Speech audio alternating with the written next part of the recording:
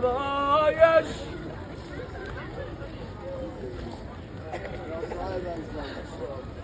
یا باب الله یا باب الله یا باب الله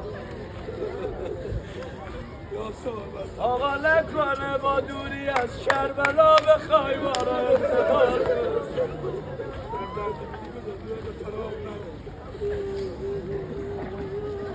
قربونت برم حسین مگه یک روزی گفته تو نبینم دیوونه میتونم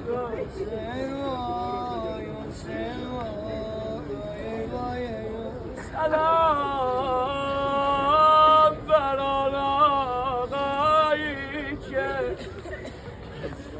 لبانش جمع خیزران چشید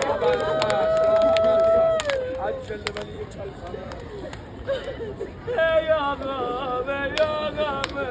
ای آقا برود الان هر کس سر لحری کمرم شکسته ای آقا ای آقا کجا گفت بالا سر علی اکبر ای جانم ای جانم ای جانم خدا به دل علی اکبره ای جون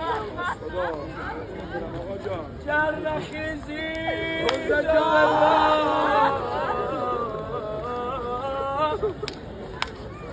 سار حسین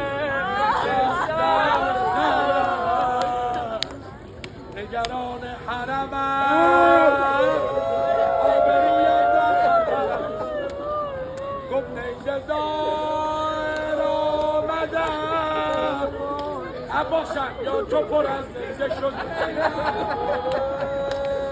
چون داری گریه میکنی سلام بران آقایی که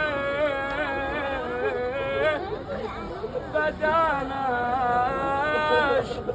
مانند پشت خاربار چقدر مگه نیزه زدم توی بدن چقدر زدن نیزه نیزه دار آمدم یا تو پر از نیزه شدی عباسم تیر باران که شدیم یاد حسن افتاد یا ابوالفضل منو ببخش ابوالفضل منو ببخش